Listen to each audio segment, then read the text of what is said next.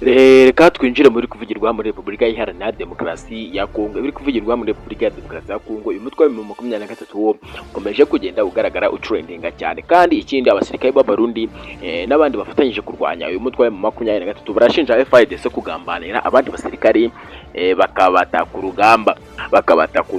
Iki rero ni ikibazo gikomeje kugaragara muri Repubulika Iharanira Demokarasi ya Kongo, dore ko abasirikare bamwe na bamwe ba FARDC bakomeje kugenda bagambanira abandi bakabata ku rugamba. Ku musibe w'ejo hagaragaye abasirikare ba FARDC birwanga cyane ndetse bakwira imishwaro, hanyuma abarundi bakomeza kwihagararaho bikomeye cyane, ariko biza kurangira nabo barushijwe imbaraga bitewe yuko na support yabo yari imaze kuba yasenyuka, ndetse biza kurangira rwose imigongo bayerekeje mu masasu ya M23.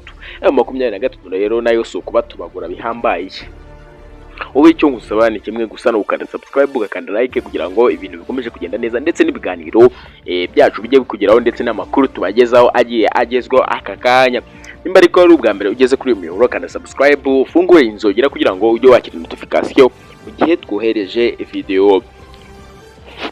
By'umwihariko rero reka turebe by'umwihariko biri kuvugirwa muri Repubulika Iharanira Demokarasi ya Kongo. Atware Felix Tshisekedi akomeje kuzenguruka amahanga yose agaragaza ko igihugu cy'u Rwanda ndetse ari igihugu kibi, ndetse ko atari igihugu cyiza cy'igituranyi.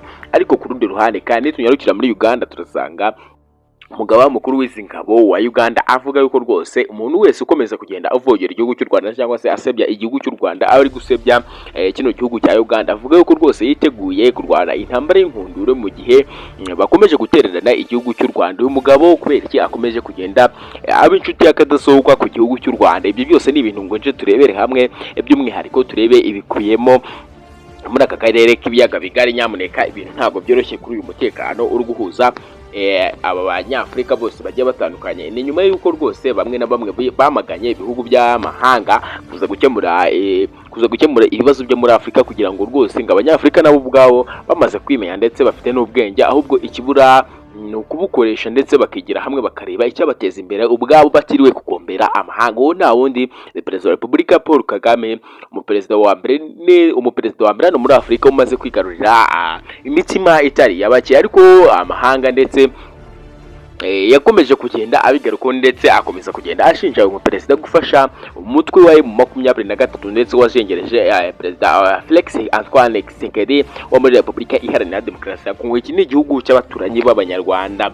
Igihugu rero bakomeje kugenda bagishinja, dore ko ngo cyohereje ngo ingabo zirenga 30,000 muri Repubulika Iharanira Demokarasi ya Kongo ziba ziri kurwana ku ruhande rwa M23 kugira ngo izi nyeshyamba ngo zibashe kuba zatsinda urugamba, dore ko rwose bamaze kuba bafatira n'ibihano umugaba mukuru cyangwa se James Kabarebe rwose yamaze kuba afatirwa ibihano, ndetse n'imitungo yiwe iri hanze y'igihugu, ndetse amahanga yose irafatirwa, ndetse ko rwose ubu ngubu aramutse aretse igihugu cy'u Rwanda yahita atabwa muri yombi. Ariko gusa icyo nakubwira cyo kuri ubu ngubu Perezida wa Repubulika Paul Kagame we ubwe avuga ashimangira, ndetse avuga yuko rwose nta na rimwe nta muntu uzigera kwifata asuzugura igihugu cy'u Rwanda, kuko rwose igihugu cy'u Rwanda ibyo cyaciyemo birahagije, dore ko rwose uko amahanga yanarebereraga ntagire n'icyo akora. Nkwaye ikaze rero nimba ari ubwa mbere ugeze kuri uyu muyoboro, nkwibutsa ko ugomba gukanda subscribe ugafungura inzogera kugira ngo video dukoze ijye ibageraho gatanu kuri gatanu. Ariko nawe wamaze kubikura uri w'agaciro ndetse uri n'uw'amahirwe, reka by'umwihariko bigize mu kumirongo y'urugamba